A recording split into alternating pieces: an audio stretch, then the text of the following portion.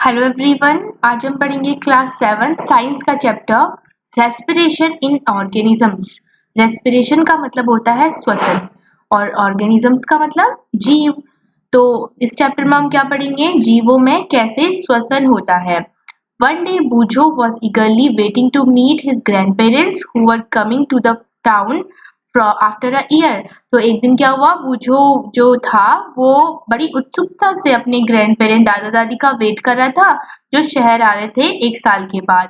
He was in a real hurry as he wanted to receive them at the bus stop. वो बड़ी जल्दी जल्दी में था और वो उनको कहाँ पर लेने जा रहा था, बस स्टॉप में उनको लेने जा रहा था।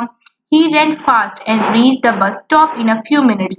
तो बहुत तेजी से वो भागा और कुछ ही मिनट्स में वो कहाँ पहुंच गया, बस स्टॉप पहुंच गया। He was breathing rapidly। वो बहुत जल्दी जल्दी सांस ले रहा था। His grandmother asked him why he was breathing so fast। तो उसकी दादी ने उससे पूछा कि तुम इतनी तेज तेज से सांस क्यों ले रहे हो। बूझो told her that he was running all the way। बूझो ने बताया उनको कि वो पूरे रास्ते भागते भागते हुए आया है। But the question got stuck in his mind। लेकिन उसके दिमाग में, बूझो के दिमाग में एक सवाल बैठ गया। He wondered why running makes a person breathe faster। कि दौड़ने से कोई व्यक्ति तेज तेज की सांस क्यों लेता है।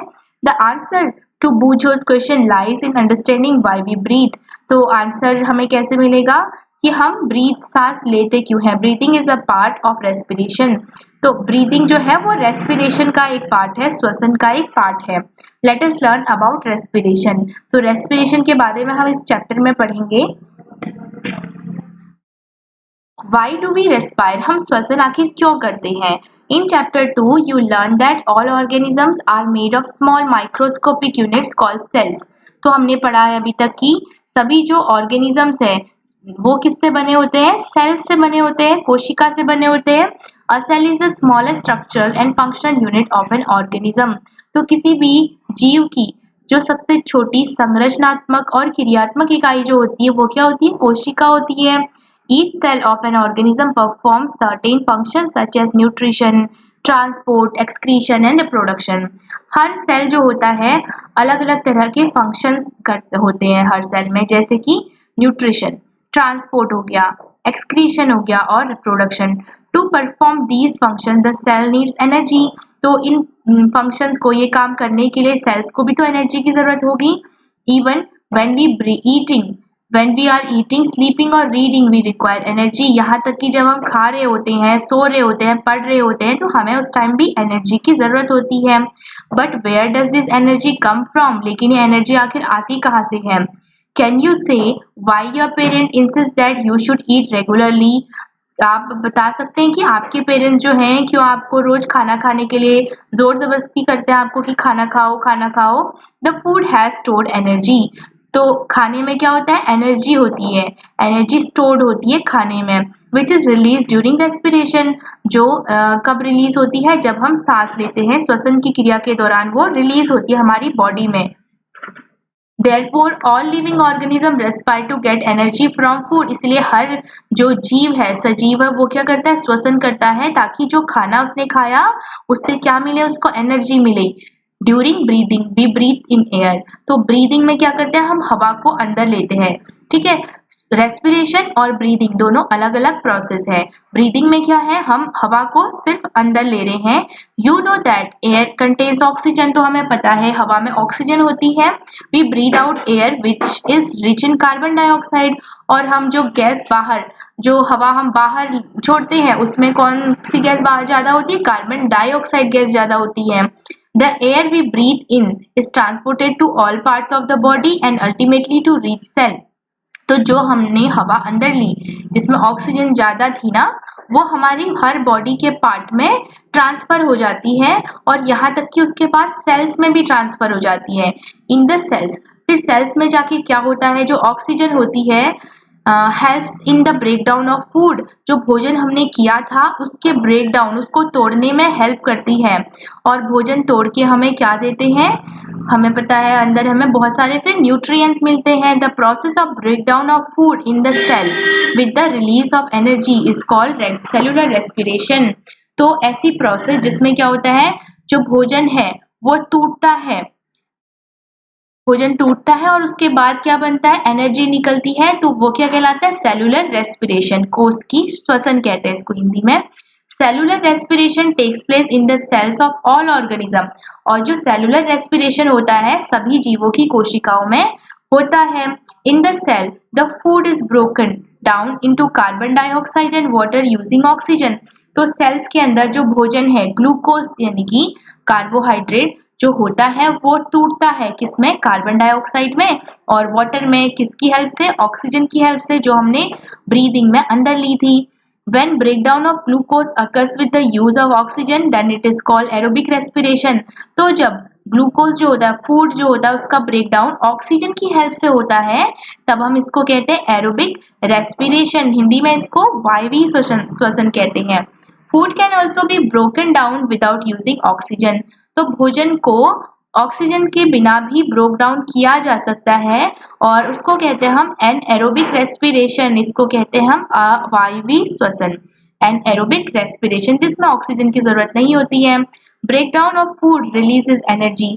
तो भोजन के टूटने से क्या होता है, एनर्जी रिलीज होती है, और उस एनर्जी का यूज हम क्या करते हैं, बहुत सारे काम करने में करते हैं। जैसे हमने भोजन किया in the form of glucose, और किसकी प्रेजेंस में, ऑक्सीजन की प्रेजेंस में।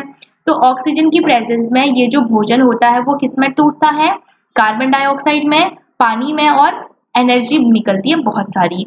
You should know that there are some organism such as yeast that can survive in the absence of air. तो हमें पता होना चाहिए हमारे चारों ओर कुछ ऐसे जीव हैं जैसे कि यीस्ट, वो बिना ऑक्सीजन के भी सरवाइव कर सकते हैं, जीवित रह सकते हैं। They are called anaerobes. तो उनको क्या कहते हैं, एनएरोब्स कहते हैं। They get energy through anaerobic respiration. तो जब ये बिना ऑक्सीजन के रह सकते हैं, तो इनमें कौन सा रेस्पिरेशन हो रहा होगा, एनएरोबिक रेस्पिरेशन हो रहा होगा, यानी बिना ऑक्सीजन के ये रेस्पायर कर रहे होंगे। In the absence of oxygen, glucose breaks down into alcohol and carbon dioxide as given below। तो ऑक्सीजन की अब्सेंस में जो ग्लूकोज टूटता है, तो क्या प्रोडक्ट बनते हैं, तब बनेगा अल्कोहल और कार्बन डाइऑक्साइड, साथ में एनर्जी निकलेगी। लेकिन जो रेस्पिरेशन ऑक्सीजन की प्रेजेंस में हो रहा था, उसमें कार्बन डाइऑक्साइड बन रही थी, पानी बन रहा था, और साथ में एनर्जी निकल रही थी। और यहाँ पे क्या हो रहा है, जब ऑक्सीजन की अब्सेंस में हो रहा है, तो अल्कोहल और कार्बन डाइऑक्साइड और एनर्जी बन रही है, एनर्जी निकलती है, ठीक है। Yeast are single celled organism. तो यीस्ट क्या होते हैं, सिंगल सेल्ड, एकल कोशिकीय होते हैं। They respire anaerobically and during this process yield alcohol. तो हमें पता है यीस्ट जो होता है वो एनएरोबिक रेस्पिरेशन करता है, यानी कि ऑक्सीजन की अब्सेंस में रेस्पिरेशन करता है। और जब एनएरोबिक रेस्पिरेशन होता है तब क्या होता है, जो फूड होता है वो अल्कोहल, कार्बन डाइऑक्साइड और एनर्जी में टूटता है। तो यीस्ट की हेल्प हम अल्कोहल बनाने में, वाइन वगैरह, बियर वगैरह बनाने में भी करते हैं। Our muscle cells can also respire anaerobically. तो हमारी जो मसल सेल्स होती हैं वो भी कभी कभी अवायवीय श्वसन करती है, but only for a short time, लेकिन बहुत कम समय के लिए ऐसा होता है। When there is temporary difference of oxygen. क्यों ऐसा होता है, कब ऐसा होता है, जब हमारी बॉडी में कभी कभी ऑक्सीजन की कमी हो जाती है। ड्यूरिंग हैवी एक्सरसाइज, बहुत ज़्यादा हम एक्सरसाइज कर लेते हैं, फास्ट रनिंग, बहुत तेज दौड़ते हैं, साइकिलिंग करते हैं, वॉकिंग फॉर मैनी आवर्स, बहुत घंटों से हम चल रहे होते हैं, और हैवी वेट लिफ्टिंग, जब हम बहुत ज़्यादा भारी सामान उठाते हैं, तब हमारे जो मसल्स होते हैं वो भी एनएरोबिक रेस्पिरेशन करते हैं। The demand for energy is high, क्योंकि एनर्जी की डिमांड बहुत ज़्यादा होती है और ऑक्सीजन उतनी नहीं मिल पाती जो फूड तोड़ के एनर्जी प्रोवाइड करे बॉडी को। तो हमारी बॉडी क्या करती है, एनर्जी गेन करने के चक्कर में एनएरोबिक रेस्पिरेशन करती है। But the supply of oxygen to produce the energy is limited. हाँ, तो इसमें वही बताया गया कि लेकिन एनर्जी प्रोड्यूस करने के लिए ऑक्सीजन की सप्लाई तो उतनी होती ना, हवा में तो 21% ही ऑक्सीजन होगी, उससे ज़्यादा कैसे आएगी। Then anaerobic respiration takes place in the muscle cell to fulfil the demand of energy. इसलिए क्या होता है, एनर्जी की डिमांड को पूरी करने के लिए हमारी जो मसल्स होती है वो अवायवीय रूप से श्वसन करने लगती है, यानी कि बिना ऑक्सीजन की प्रेजेंस में फूड को तोड़ के एनर्जी में कन्वर्ट करने लगती है। रेस्पिरेशन का मतलब वो प्रोसेस है जिसमें क्या होता है, ऑक्सीजन की हेल्प से जो फूड है, जो भोजन हमने लिया, वो टूटता है किसमें, कार्बन डाइऑक्साइड में, एनर्जी में और वाटर में। और जब ऑक्सीजन की अब्सेंस में होगा तो किस में टूटेगा? अल्कोहल में, और कार्बन डाइऑक्साइड साथ में एनर्जी निकलेगी। लेकिन ह्यूमन बॉडी में जब एनारोबिक रेस्पिरेशन होगा तब वो अल्कोहल नहीं बनता है, तब बनता है लैक्टिक एसिड और एनर्जी। यीस्ट में क्या हो रहा था? यीस्ट भी एनारोबिकली रेस्पायर कर रहा था, लेकिन उसमें जो फूड था वो किसमें टूट रहा था? अल्कोहल, कार्बन डाइऑक्साइड और एनर्जी। लेकिन हमने पढ़ा कि जो ह्यूमन मसल होती है, जो मसल्स होती है ना, जब वो एनारोबिक रेस्पिरेशन करती है यानी कि ऑक्सीजन की अब्सेंस में, तब वो टूटेगा किसमें? लैक्टिक एसिड और एनर्जी में। हाँ, तो आपने देखा होगा कि कभी-कभी हम जब बहुत तेज़-तेज़ दौड़ते हैं या कुछ भारी भरकम सा सामान उठाते हैं, उसके बाद होता है कि हमारी बॉडी में कुछ ऐंठन जैसी हो जाती है, क्रैम्प्स हो जाते हैं, ठीक है? बहुत ज़्यादा एक्सरसाइज करने के बाद। ऐसा क्यों होता है? The cramps occur when muscle cell respire anaerobically. ऐसा तब होता है जब हमारी जो मसल्स होती है वो अवायवीय रूप से श्वसन करती है, यानी कि बिना ऑक्सीजन के सांस लेती है, सांस श्वसन करती है, यानी कि फूड को तोड़ती है एनर्जी प्रोवाइड करने के लिए बॉडी को। The partial breakdown of glucose produces lactic acid, जिससे क्या होता है? ग्लूकोज टूटता है किसमें? लैक्टिक एसिड में। The accumulation of lactic acid causes muscle cramps. तो लैक्टिक एसिड की वजह से मसल्स में क्या हो जाता है? ऐंठन हो जाती है, क्रम्प्स हो जाते हैं। We get relief from cramps after a hot water bath or a massage। तो क्रैम्प से हमें राहत कब मिल सकती है? जब हम गर्म पानी से नहाएंगे या फिर वहां पे मसाज करेंगे। Can you guess why it is so? क्या आपको पता है कि ऐसा क्यों होता है? हॉट वाटर बाथ और massage improve circulation of blood. अगर हम गर्म पानी से नहाएंगे या फिर मसाज करेंगे, जिस उससे क्या होगा? ब्लड का सर्कुलेशन अच्छे से होगा। As a result the supply of oxygen to the muscle cells increases. उससे क्या होगा? जब ब्लड सर्कुलेट होगा, हमें पता है ब्लड अपने साथ क्या ले जाती है? ऑक्सीजन भी तो ले जाती है ना? तो ब्लड सर्कुलेट अच्छे से होगा तो ऑक्सीजन पहुंच जाएगी मसल को। फिर ऑक्सीजन जो होती है, the increase in the supply of oxygen, जब ऑक्सीजन पहुंच जाएगी मसल्स तक, result in the complete breakdown of lactic acid. तो जो लैक्टिक एसिड बना था वो टूट जाता है किसमें? कार्बन डाइऑक्साइड और वाटर में।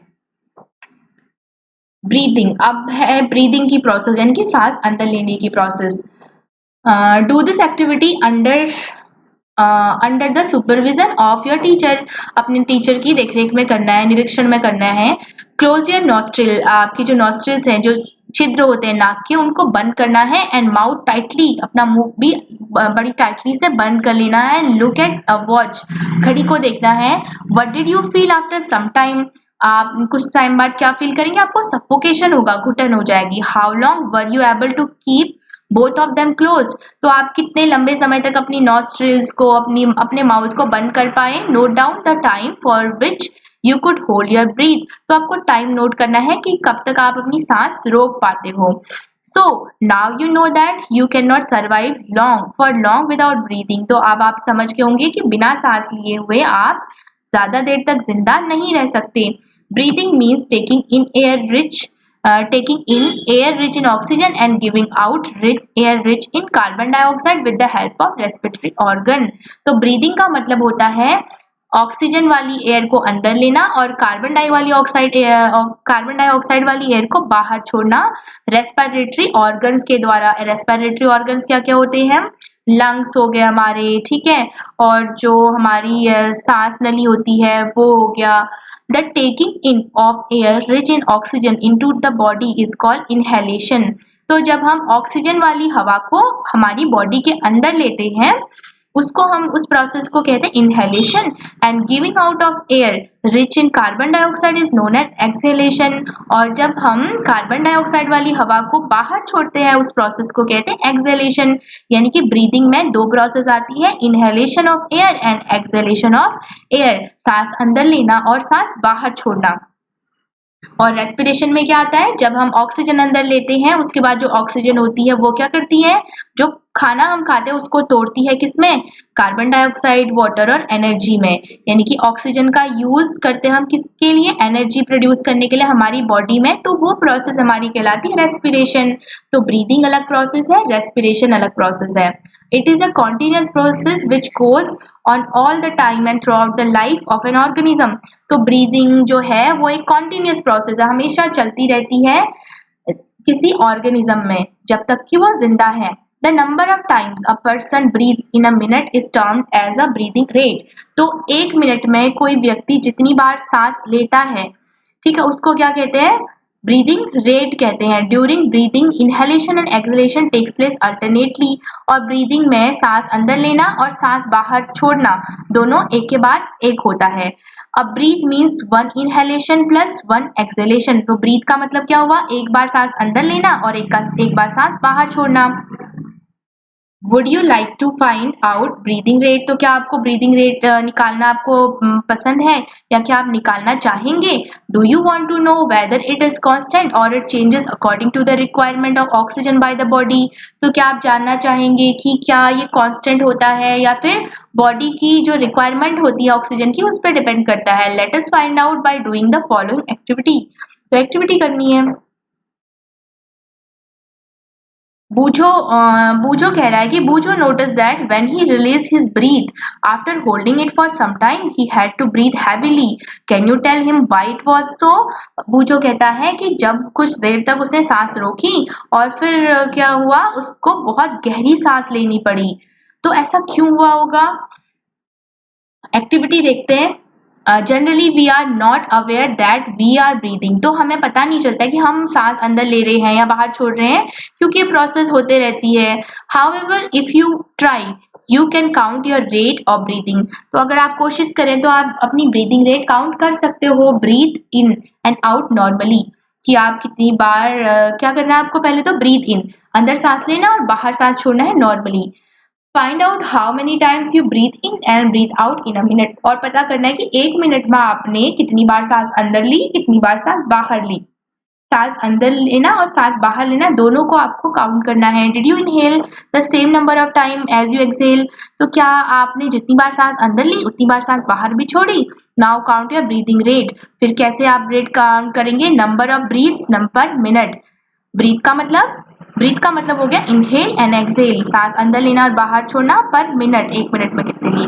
After brisk walk and after running, और दौड़ने के बाद, रनिंग के बाद और तेज तेज चलने के बाद भी आपको ये करना है। Record your breathing rate as soon as you finish and also after complete rest. फिर आपको क्या करना है? ब्रीदिंग रेट आपको निकालनी है अपनी and also after complete rest, और आराम करने के बाद भी आपको आपकी ब्रीदिंग रेट निकालनी है। दौड़ते हुए भी निकालनी है और आप जब रिलैक्स हो रहे हो तो तब भी निकालनी है। Tablet your finding and compare your breathing rate under different condition with those of your classmate. फिर आपको टेबल बनानी है और कंपेयर करना अपनी ब्रीदिंग रेट का कि अलग अलग कंडीशंस में क्या क्या ब्रीदिंग रेट होती है।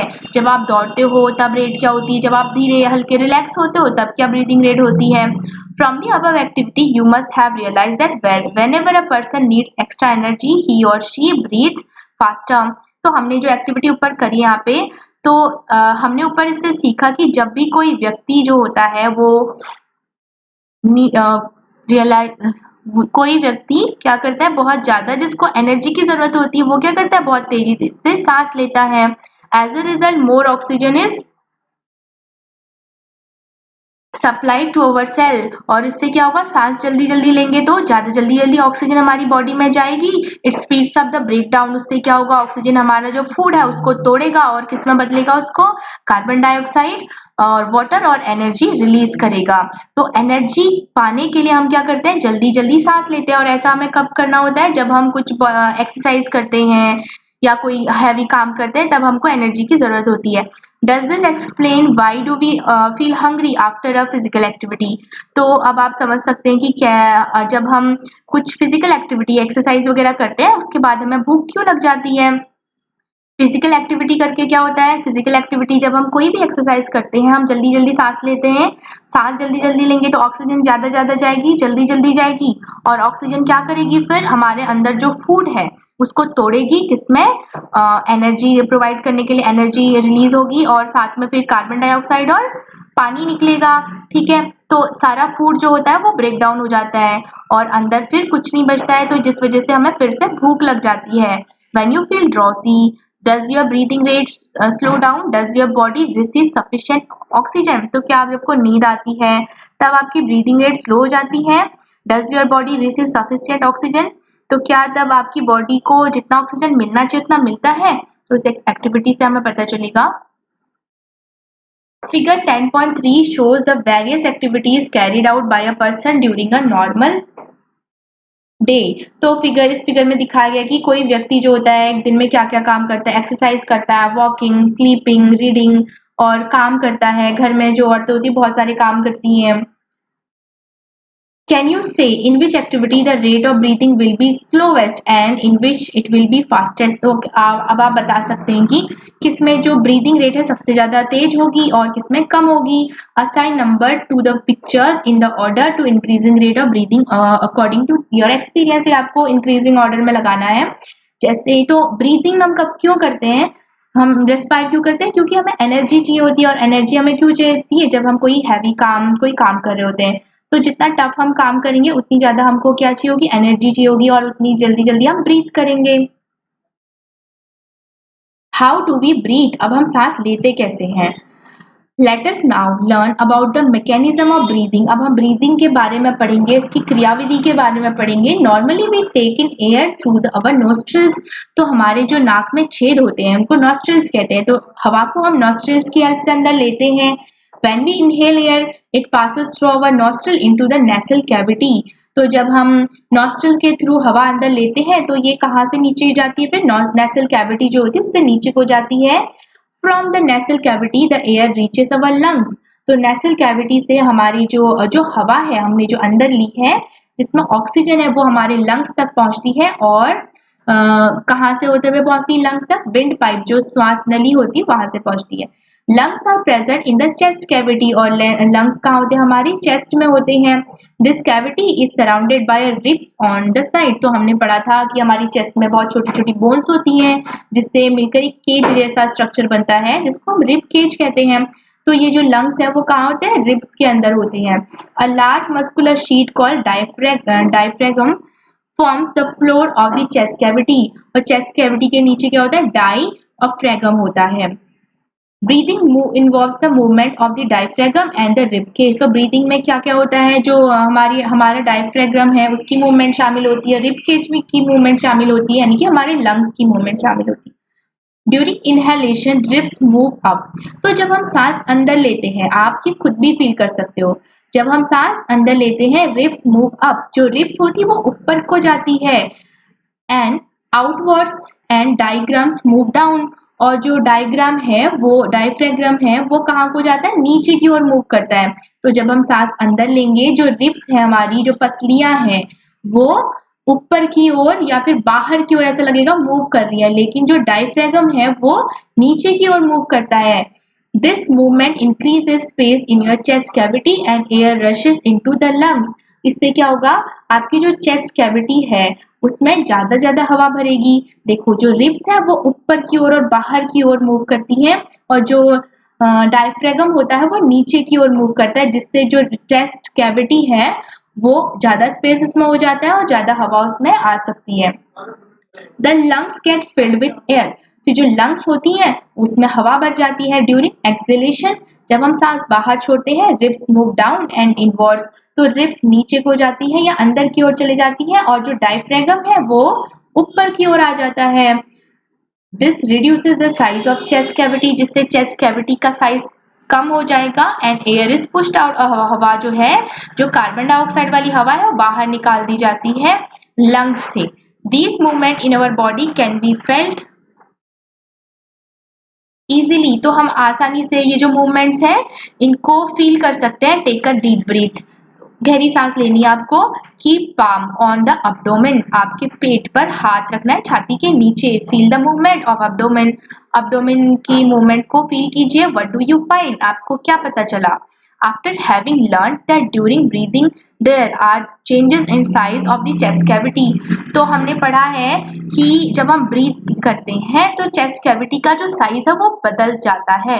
अंदर लेते हैं तो चेस्ट कैविटी फैल जाती है, बाहर छोड़ते हैं तो चेस्ट कैविटी सिकुड़ जाती है। Children got involve in the chest expansion competition. तो ऐसे ही जब टीचर ने ऐसा बताया तो बच्चे जो है वो ऐसे कॉम्पिटिशन करने लगे कि सब देखने लगे अपनी अपनी चेस्ट पे हाथ लगा के।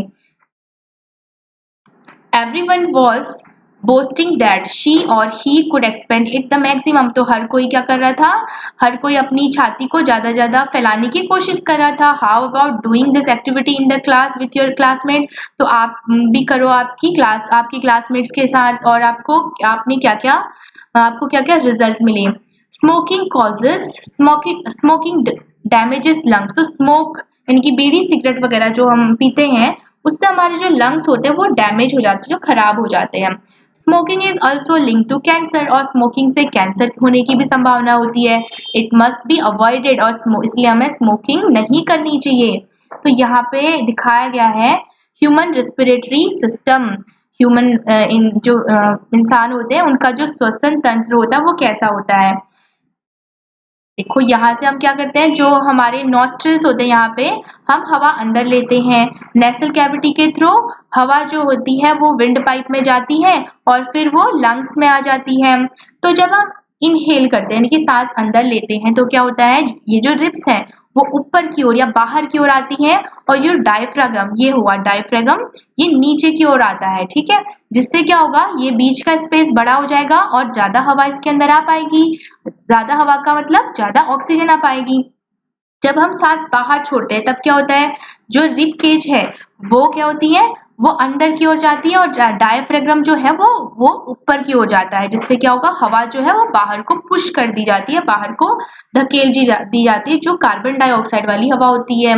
The air around us has various types of unwanted particles such as smoke, dust, pollens etcetera. तो हमारे चारों ओर की जो हवा है उसमें बहुत सारे हानिकारक पार्टिकल कण होते हैं, जैसे धुआं होता है, धूल होती है, पोलेंस होते हैं। पोलेंस यानी कि जो फूलों से निकलते हैं परागकण, उनको कहा जाता है। When we inhale, तो जब हम अंदर सांस लेते हैं, the particle get trapped in the air present in our nasal cavity। तो हमारी जो nasal cavity होती है वहां पर hair होते हैं, बाल होते हैं, आपने भी देखे होंगे, सबके होते हैं। ठीक है, तो जो particles होते हैं वहां पे वो particles फंस जाते हैं। However, sometimes these particles may get past the hair in the nasal cavity. This may irritate the lining of the cavity। तो इससे क्या होता है, कभी कभी जो पार्टिकल्स होते हैं और अंदर चले जाते हैं, जिससे क्या होता है, इरिटेशन होती है जो कैविटी की लाइनिंग में। As a result of which we sneeze, तो फिर हमें छींकें आती है। Sneezing expel these foreign particle from the inhaled air and a dust free clean air enters our body. तो स्नीजिंग से क्या होता है, जो खराब पार्टिकल्स थे वो बाहर निकल जाते हैं। Take care when you sneeze, जब आप छींकते हो, you should cover your nose so that the foreign particles you expel are not inhaled by other person। तो जब आप छींकते हो या खांसते हो, आपको क्या करना चाहिए, आपकी नाक और आपका जो मुंह है वो कवर कर लेना चाहिए। ऐसा क्यों करना चाहिए, क्योंकि जो फॉरेन पार्टिकल आपके नाक से बाहर आए हैं वो दूसरा इनहेल ना कर दे, कोई दूसरा व्यक्ति उनको अपनी सांस में ना ले ले अंदर। नेक्स्ट एक्टिविटी है इसमें, तो इसमें यही दिखाया गया कि मैकेनिज्म क्या होती है ब्रीदिंग की ह्यूमंस में। तो हमने ऊपर यहाँ पे देख लिया है कि कैसे होता है। जो रिब केज होती है, जब हम सांस अंदर लेते हैं तो जो रिब केज होती है वो बाहर की ओर मूव करती है, डायफ्रागम नीचे की ओर मूव करता है, जिससे हवा ज्यादा से ज्यादा हवा अंदर फिल हो सके। और जब सांस बाहर छोड़ी जाती है फिर क्या होता है, डायफ्रागम जो होता है वो अंदर की ओर सिकुड़ जाता है, और जो रिब्स है वो पीछे अपनी प्रीवियस स्टेज पे यानी कि जो जहाँ पे वो पहले थे वहीं पे आ जाते हैं, जिससे हवा बाहर की ओर धकेल दी जाती है। तो यही प्रोसेस होता है इनहेलेशन और एक्सहेलेशन का।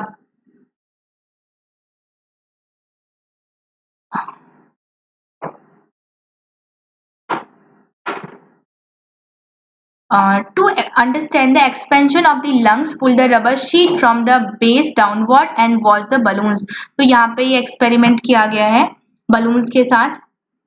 नेक्स्ट है what do we breathe out. तो हम सांस में जब बाहर हम छोड़ते हैं तो हम उसमें कौन कौन सी गैसेस होती हैं। टेक अ सिलेंडर, एक सिलेंडर लेना है, क्लीन टेस्ट ट्यूब लेनी है, और अ ग्लास प्लास्टिक की बॉटल ले लेनी है। Make a hole of its lid and fix it on the bottle।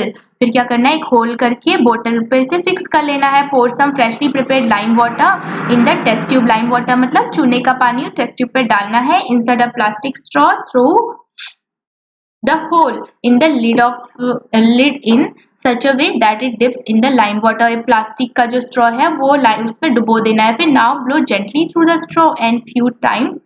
फिर क्या करना है, आपको फूंक मारनी है स्ट्रॉ से उस लाइम वाटर में। Is there a change in the appearance of the lime water? क्या जो लाइम वाटर था उसके कलर में कोई चेंज हुआ? Can you explain this change of on the basis of what you learned in chapter 6? तो chapter 6 में आपने जो भी पढ़ा था उसके बेसिस पे आप क्या एक्सप्लेन कर सकते हैं? You are aware that air we inhale और exhale is a mixture of gases. तो हमें पता है कि जब हम सांस अंदर लेते हैं, जो हम सांस बाहर छोड़ते हैं, उसमें बहुत सारी गैसेस होती हैं। ठीक है, केवल ऑक्सीजन नहीं होती, बहुत सारी गैसेस होती हैं। What do we exhale? तो हम बाहर कौन सी गैस छोड़ते हैं? Do we exhale only carbon dioxide or a mixture of gases along with it? तो क्या हम सिर्फ कार्बन डाइऑक्साइड ही छोड़ते हैं या बहुत सारी गैसेस भी होती है इसके साथ? और you must have also observed that if you exhale on a mirror, a film of moisture appears on its surface. आपने देखा होगा जब आप कभी मिरर शीशे के सामने क्या करते हो, सांस बाहर छोड़ते हो तो वहां पे मॉइस्चर एक लेयर सी बन जाती है। From where do these droplets come? तो ये ड्रॉपलेट्स कहाँ से आई? ब्रीथ फॉर बेटर लाइफ, अच्छे लाइफ के लिए ब्रीथ करो। रेगुलर ट्रेडिशनल ब्रीदिंग एक्सरसाइज यानी कि जो प्राणायाम्स होते हैं can increase the capacity of lungs to take in more air. Pranayam से क्या होता है, लंग्स की कैपेसिटी बढ़ जाती है ताकि वो हवा ज्यादा से ज्यादा अंदर ले सके। Thus more oxygen can be supply to the body, जिससे क्या होगा, ऑक्सीजन ज्यादा मिलेगी हमारी बॉडी में और उससे क्या होगा, हमको ज्यादा एनर्जी मिलेगी। क्योंकि ऑक्सीजन क्या करता है, ऑक्सीजन हमारे अंदर जो फूड है उसको तोड़ के एनर्जी प्रोड्यूस करता है, एनर्जी रिलीज करता है। तो यहाँ पे क्या हुआ, effect of exhaled air in lime water. तो जब हमने सांस बाहर छोड़ी और चूने के पानी से फिर वो सांस हमने डाली या हवा हमने ब्लो करी तो क्या हुआ, जो लाइम वाटर है उसका कलर कुछ ऐसा हो गया होगा, व्हाइट व्हाइट दूधिया। फिर इस बॉक्स में हमें दिखाया गया है कि हम जो सांस अंदर लेते हैं उसमें कौन सी गैसेस होती है, सांस जो बाहर छोड़ते हैं उसमें कौन सी गैसेस होती है। इनहेल्ड एयर इसमें होती है 21% ऑक्सीजन, ठीक है, और 0.04% कार्बन डाइऑक्साइड। और जो सांस हम बाहर छोड़ते हैं उसमें कौन कौन सी कितनी गैसेस होती है, कौन कौन सी होती है? ऑक्सीजन होती है 16.4% और कार्बन डाइऑक्साइड होती है 4.4% या प्रतिशत, ठीक है। यानी कि सांस जब हम बाहर छोड़ते हैं उसमें भी ऑक्सीजन होती है। नेक्स्ट है ब्रीदिंग इन अदर एनिमल। तो अब हमने पढ़ा कि ह्यूमन कैसे ब्रीथ करते हैं, इंसान जो होते हैं कैसे ब्रीथ करते हैं। अब हम पढ़ेंगे जो दूसरे एनिमल्स हैं, दूसरे जीव वो कैसे ब्रीथ करते हैं। Animals such as elephant, lions, cow, goat, frogs, lizard, snakes, birds have lungs in their chest cavities like the human beings. तो इसमें कहा गया है कि जो एनिमल्स हैं जैसे कि हाथी हो गया, गाय, शेर, goats, frog, lizard, snakes, birds have, उनके पास भी लंग्स होते हैं जैसे हमारे पास होते हैं। How do other organism breathe? ठीक है, इनके पास तो लंग्स हो गए तो ये हमारी तरह ही रेस्पायर करेंगे। लेकिन दूसरे जो ऑर्गेनिज्म होते हैं जिनके पास लंग्स नहीं होते वो कैसे रेस्पायर करते हैं? Do they also have lungs like those of human being? क्या उनके पास भी लंग्स होते हैं? तो सबसे पहले हम पढ़ेंगे कॉकरोच के बारे में। A cockroach has small opening on the sides of its body. तो कॉकरोच की जो बॉडी होती है उसकी साइड पर छोटे छोटे ओपनिंग, छेद, होल होते हैं। Other insect also have similar opening. दूसरे जो कीड़े मकोड़े होते हैं उन पे भी ऐसी छोटे छोटे होल्स होते हैं, ओपनिंग्स होती हैं। These opening are called spiracles. इनको क्या कहते हैं? स्पिरेकल्स कहते हैं। Insect have a network of air tubes called tracheae. तो इन जो कीड़े मकोड़े होते हैं उनके पास क्या होते हैं, ट्यूब्स जैसा कुछ स्ट्रक्चर होता है, पाइप जैसी स्ट्रक्चर्स होती है जिनको क्या कहते हैं, ट्रेची कहते हैं। यहाँ पे दिखाई गए पाइप जैसे स्ट्रक्चर, इनको कहते हैं ट्रेची। फॉर गैस एक्सचेंज, गैसों का विनिमय करने के लिए, एक्सचेंज का मतलब विनिमय करना। Oxygen rich air rushes through spiracles into the tracheal tubes. तो फिर क्या होता है, जो ऑक्सीजन वाली गैस होती है, ऑक्सीजन वाली जो हवा होती है वो स्पिरेकल्स के थ्रू ट्रेचियल ट्यूब्स में जाती है, diffuses into the body tissue. और फिर जो ट्रेचियल ट्यूब से जो ऑक्सीजन है वो बॉडी में उसके सारे टिश्यूज में, सेल्स में पहुंच जाती है। Similarly, carbon dioxide from these cells goes into the tracheal tubes and moves through the spiracles। और वैसे ही जो कार्बन डाइऑक्साइड वाली जो गैस होती है, हवा जो होती है, वो ट्रेचियल ट्यूब्स के द्वारा कहाँ आती है, स्पिरेकल्स में आती है और फिर हम उसकी बॉडी से बाहर निकाल दी जाती है, कॉकरोच की बॉडी से। These air tubes or tracheae are found only in insect and not in any other group of animals. तो ये जो tracheae है और spiracles हैं वो सिर्फ इंसेक्ट में पाई जाती, कीड़े मकोड़ों में पाई जाती, बाकी किसी ग्रुप में ऐसा नहीं होता है। तो इंसेक्ट में हमने देखा कि लंग्स नहीं होते हैं, उनमें क्या होता है, उनकी बॉडी में छोटे छोटे होल्स होते हैं। और फिर देखा हमने कि स्पिरैकल्स होते हैं, उनको क्या कहते हैं, स्प्रैकल्स कहते हैं। और फिर ट्रेची भी होते हैं। तो स्प्रैकल्स के थ्रू वो जो ऑक्सीजन है वो कहाँ जाती है, ट्रेची में जाती है और फिर पूरी बॉडी में, पूरे सेल में वो प्रोवाइड कर दी जाती है। और फिर जो कार्बन डाइऑक्साइड वाली हवा जो होती है वो ट्रेची के थ्रू स्पेरिकल्स में आती है, फिर वो बाहर बॉडी के छोड़ दी जाती है।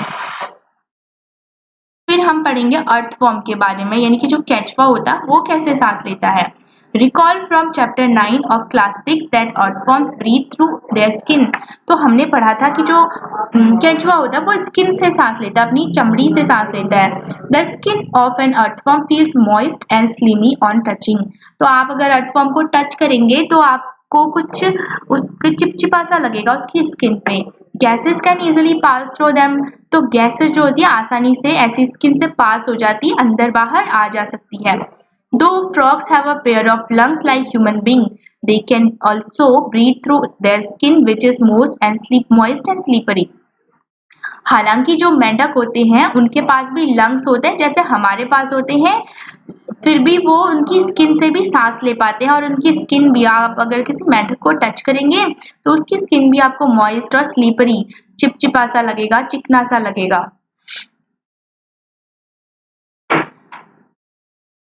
नेक्स्ट है ब्रीदिंग अंडर वाटर। पानी के अंदर हम कैसे सांस लेते हैं। उससे पहले बूझो ने कुछ सवाल किया कि बूझो हैज सीन इन टेलीविजन।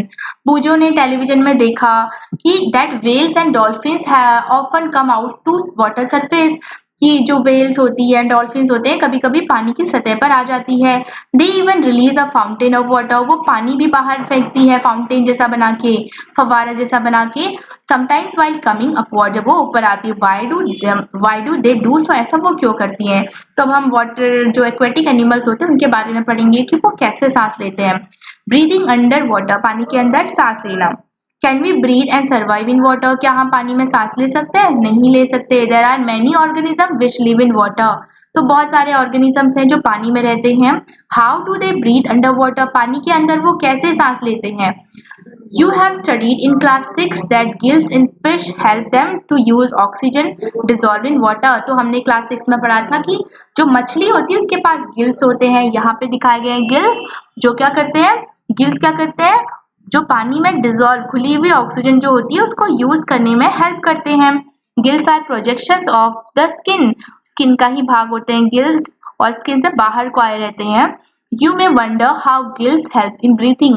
तो आपको हैरानी होगी कि कैसे जो गिल्स है वो ब्रीदिंग में हेल्प करते हैं। Gills are well supplied with blood vessel. जो गिल्स होते हैं उसमें ब्लड वेसल्स होती हैं फॉर एक्सचेंज ऑफ गैसेज, जिससे क्या होता है, गैसेस का एक्सचेंज हो जाता है। डू प्लांट्स ऑल्सो रेस्पायर, क्या प्लांट भी रेस्पायर करते हैं। Like other living organism, plants also respire for their survival as you have learnt in class 6। तो प्लांट भी दूसरे ऑर्गेनिज्म की तरह सर्वाइव करते हैं क्योंकि वो भी क्या है, लिविंग ऑर्गेनिज्म है। They also take in oxygen from the air and give out carbon dioxide. वो भी क्या करते हैं, प्लांट भी ऑक्सीजन लेते हैं और बाहर क्या छोड़ते हैं, रेस्पिरेशन में कार्बन डाइऑक्साइड बाहर छोड़ते हैं। In the cells oxygen is used to break down glucose into carbon dioxide and water as in other organism. और जैसा हमारे अंदर होता है, ऑक्सीजन का यूज होता है किसमें, ग्लूकोज यानी कि फूड को तोड़ने में, और वो किस में बदल जाता है फिर, कार्बन डाइऑक्साइड और वाटर में। In plants, each part can independently take in oxygen from the air and give out carbon dioxide। Plants में ऐसा होता है कि जो हर भाग जो होता है आराम से ऑक्सीजन अंदर ले सकता है और फिर कार्बन डाइऑक्साइड बाहर छोड़ता है। You have already learned in chapter 1 that the leaves of the plant have tiny pores called stomata for exchange of oxygen and carbon dioxide। तो हमने पढ़ा है पहले कि प्लांट की जो लीव्स होते, पत्तियां जो होती है उसके सरफेस पे छोटे छोटे होल्स, पोर्स होते हैं जिनको हम रंध्र यानी कि स्टोमेटा कहते हैं, जिससे क्या होता है, गैसों का आदान प्रदान, विनिमय यानी कि एक्सचेंज होता है। कौन सी गैसों का, कार्बन डाइऑक्साइड और ऑक्सीजन का। पहेली wants to know whether roots which are underground also take in oxygen? If so, how? तो पहले अब जानना चाह रही कि क्या जो जमीन के अंदर जड़ें होती है वो भी ऑक्सीजन लेती है, अगर लेती है तो कैसे लेती है? Like other living cells of the plant, तो जैसे प्लांट के दूसरे जो लिविंग सेल्स होती हैं, कोशिकाएं होती हैं, the root cell also need oxygen to generate. तो हर लिविंग सेल को हमें पता है ऑक्सीजन की जरूरत होती है, तो रूट भी लिविंग सेल है, उसको भी एनर्जी जनरेट करने के लिए ऑक्सीजन की जरूरत होगी। Roots take up air from the air spaces present between the soil particles, तो रूट्स क्या करते हैं, जो सॉइल पार्टिकल यानी कि मिट्टी के जो पार्टिकल, उसके कण जो होते हैं, उनके बीच जो खाली जगह होती है वहां पे हवा होती है, तो वो जो खाली जगह होती है, एयर स्पेसेस जो होता है, वहां से वो ऑक्सीजन लेते हैं। Can you guess what would happen if a potted plant is over watered? तो क्या आप अब बता सकते हैं कि अगर किसी पॉटेड प्लांट को, जैसे आपने गमले में लगाया होगा, उसमें आप बहुत ज्यादा पानी डाल देंगे तो क्या होगा? फिर क्या होगा, उसकी जो एयर स्पेसेस है वो सारे पानी से भर जाएंगे और जो हमारा प्लांट है वो, उसकी रूट जो है वो ब्रीथ नहीं कर पाएगी, इसलिए प्लांट का रूट जो है वो सड़ जाता है। In this chapter you learned that respiration is a vital biological process, तो हमने इस चैप्टर में पढ़ा कि जो श्वसन है वो क्या है, जैविक प्रक्रिया है। All living organism need to respire to get the energy needed for their survival, तो हर जो लिविंग ऑर्गेनिज्म है, हर सजीव जो है, उसको एनर्जी की जरूरत होती है, और एनर्जी प्रोड्यूस करने के लिए वो क्या करता है, रेस्पायर करता है, रेस्पिरेशन करता है। और रेस्पिरेशन में क्या होता है, ऑक्सीजन जो अंदर लेते हैं वो फूड को तोड़ देती है और एनर्जी रिलीज होती है। इससे पहले हमारा एक क्वेश्चन था जो बूझो के दिमाग में आया था। बूझो कहता है कि जो डॉल्फिन्स और वेल्स है वो क्यों बार बार आ जाती है, तो हमने पढ़ा था पिछले चैप्टर में, इससे पहले क्लासेस में हमने पढ़ा था कि जो डॉल्फिन्स और वेल्स होती हैं वो, उनके पास गिल्स नहीं होते हैं, ठीक है, और उनके हेड के ऊपर नॉस्ट्रिल्स होते हैं, जो जो नासा द्वार कहते हैं, जिनको हेड के ऊपर होते हैं, तो वो पानी के अंदर पानी के अंदर वो रेस्पायर नहीं कर पाएंगे, तो उनको सांस लेने के लिए पानी से बाहर आना पड़ता है, और उनमें ऐसा होता है कि वो बहुत टाइम तक बिना सांस लिए पानी के अंदर रह सकते हैं। तो जब भी वो पानी ऊपर ऊपर सरफेस में आते हैं, पानी के सरफेस में आते हैं, तो वो क्या करते हैं, पानी के ऊपर आके सांस लेते हैं और फिर वो नीचे चले जाते हैं, ठीक है। यहाँ पे दिखाया गया है roots absorb air from the soil, की जो जड़ होती है, यहाँ पे ये रूट हेयर है, मूल रोम जिनको कहते हैं, आपने देखा होगा छोटे छोटे हेयर जैसे स्ट्रक्चर होते हैं जड़ों में, और ये मिट्टी के कण है, ठीक है, और बीच में दिखाया गया ये स्पेस है। तो रूट्स भी लिविंग सेल है, जड़ भी होती है, जो जड़ जो होती है वो भी एक जीवित कोशिका है। तो हर लिविंग सेल को ऑक्सीजन की जरूरत होती है एनर्जी रिलीज करने के लिए, तो रूट्स क्या करती हैं, वो ये जो एयर स्पेसेस हैं बीच बीच में, यहाँ से ऑक्सीजन ले लेती है। अगर आप कभी क्या करेंगे, बहुत ज्यादा पानी डाल देंगे किसी पॉटेड प्लांट में, जैसे आपने किसी गमले में लगा रखा है, तो क्या होता है, ये सारे पोर्स जो एयर स्पेसेस है वो बंद हो जाएंगे, तो यहाँ पे पानी भर जाएगा और हवा नहीं रहेगी, जिसकी वजह से जो रूट है वो सांस नहीं ले पाएगा और वो सड़ जाता है। तो इस चैप्टर की समरी है, respiration is essential for survival of living organism, it releases energy from the food. तो रेस्पिरेशन जो है किसी भी लिविंग ऑर्गेनिज्म के जीवित रहने के लिए बहुत अनिवार्य है। इट रिलीजेस एनर्जी, ये क्या करता है, एनर्जी रिलीज करता है। The oxygen we inhale is used to break down glucose into carbon dioxide and water. Energy is released in this process. तो ऑक्सीजन जो हम अंदर लेते हैं, इनहेल करते हैं, उसका यूज क्या है, वो क्या करता है, हम जो खाना खाते हैं उसमें ग्लूकोज होता है, तो उस ग्लूकोज को वो तोड़ता है और कार्बन डाइऑक्साइड और वाटर बनाता है, और साथ में बहुत सारी एनर्जी भी रिलीज करता है। द ब्रेक डाउन, और इस एनर्जी का हम यूज किस में करते हैं, बहुत सारे काम करने में करते हैं, और हमारी बॉडी के अंदर भी बहुत सारे काम होते हैं, जैसे डाइजेशन है, एक्सक्रीशन है, तो इस एनर्जी का ऐसे यूटिलाइज कर लिया जाता है। The breakdown of glucose occurs in the cells of an organism, तो ग्लूकोज का ब्रेकडाउन जो होता है, ग्लूकोज को तोड़ने की प्रक्रिया कहाँ पर होती है, सेल्स में होती, कोशिकाओं में होती है, इसको कहते हैं हम cellular respiration. If the food is ब्रेकन down with the use of oxygen, it is called aerobic respiration. तो अगर क्या होगा, जो भोजन है, जो ग्लूकोज है, उसको तोड़ने की प्रक्रिया ऑक्सीजन की उपस्थिति में होगी, तब हम उसको कहते हैं वायवीय श्वसन, यानी कि aerobic respiration. If the breakdown occurs without the use of oxygen, the respiration is called anaerobic respiration. अगर जो respiration है, यानी कि फूड को ब्रेक डाउन करने की जो प्रोसेस है, वो ऑक्सीजन की अब्सेंस में होगी, तब हम ऐसे रेस्पिरेशन को क्या कहते हैं? एनएरोबिक रेस्पिरेशन, अवायवीय श्वसन।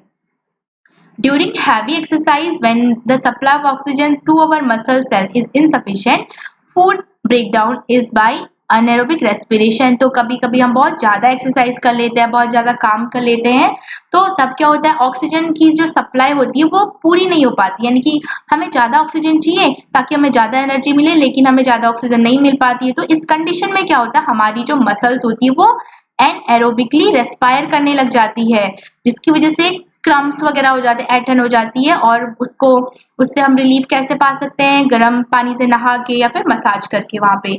Breathing is a part of a process of respiration during which an organism takes in oxygen rich air and gives out air rich in carbon dioxide. The respiratory organ for the exchange of gases vary in different organisms। तो इसमें कहा गया है कि जो breathing है वो respiration की प्रोसेस का ही एक भाग है। तो ब्रीदिंग में क्या होता है, हम ऑक्सीजन अंदर लेते हैं और कार्बन डाइऑक्साइड को बाहर छोड़ते हैं। और रेस्पिरेटरी ऑर्गन जो श्वसन अंग होते हैं हर एनिमल में या हर ऑर्गेनिज्म में अलग अलग होते हैं, हर स्पीशीज में अलग अलग होते हैं। ड्यूरिंग इनहेलेशन अवर लंग्स एक्सपेंड, तो जब हम सांस अंदर लेते हैं हमारे जो लंग्स है वो फैल जाते हैं, और and then come back to the original state and as the air moves out during exhalation, और जब हम हवा बाहर छोड़ते हैं तो वो उसकी पहली वाली ओरिजिनल स्टेट में आ जाते हैं। Increased physical activity enhances the rate of breathing, और जब हम बहुत ज़्यादा फिजिकल एक्टिविटीज़ करते हैं उससे हमारी ब्रीदिंग रेट जो होती है, श्वसन दर कहते हैं जिसको, वो बढ़ जाती है, हम जल्दी जल्दी सांस लेते हैं। In animals like cow, buffalo, dog and cat, the respiratory organs and the process of breathing are similar to those in humans। तो जैसे humans में होता है ना रेस्पिरेटरी ऑर्गन, लंग्स होते हैं, विंड पाइप होती है, नॉस्ट्रल्स होते हैं, वैसे ही जो बफलो है, काव है, डॉग है, कैट है, इसमें भी सेम ऑर्गन्स होते हैं और ये भी बिल्कुल हमारी तरह ही रेस्पायर करते हैं। इन earthworm the exchange of gases occur through the moist skin, लेकिन जो केंचुआ होता है वो किससे सांस लेता है? अपनी स्किन से। In fishes it takes place through gills, और मछलियां गिल्स की हेल्प से सांस लेती है। And in insect through the trachea, और इंसेक्ट में, कीड़े मकोड़े में किसके द्वारा? ट्रेचिया, जो पाइप जैसी स्ट्रक्चर थी उनको ट्रेचिया कहते थे। In a plant the roots take in air present in the soil, जो पौधा होता है उसकी जो जड़ होती है वो ऑक्सीजन कैसे लेती है? उसकी मिट्टी से लेती है, क्योंकि मिट्टी के बीच हमें पता है एयर स्पेस होता है। Leaves have tiny pores called stomata through which they exchange gases। हमारी पत्तियों, जो पेड़ की पत्तियां जो होती है उसमें क्या होता है? छोटे छोटे पोर्स होते हैं जिनको स्टोमेटा कहते हैं, वो गैसेस का एक्सचेंज करती हैं, गैसों का आदान प्रदान करती है। The breakdown of glucose in the plant cell is similar to that in other living being. तो प्लांट में भी क्या होता है? ब्रेकडाउन ऑफ ग्लूकोज, यानी कि भोजन का जो विखंडन है, खंडन है, वो बिल्कुल वैसे ही होता है जैसे हम लोगों में होता है या दूसरे जीवों में होता है। इसके कहने का मतलब है कि प्लांट भी क्या करती है? रेस्पायर करती है, सांस लेती है, और रेस्पिरेशन में वो ऑक्सीजन अंदर लेती है, कार्बन डाइऑक्साइड बाहर छोड़ती है। ठीक है, तो ये चैप्टर हमारा कंप्लीट हो गया है। इससे आगे का चैप्टर हम नेक्स्ट वीडियो में पढ़ेंगे। Thank you.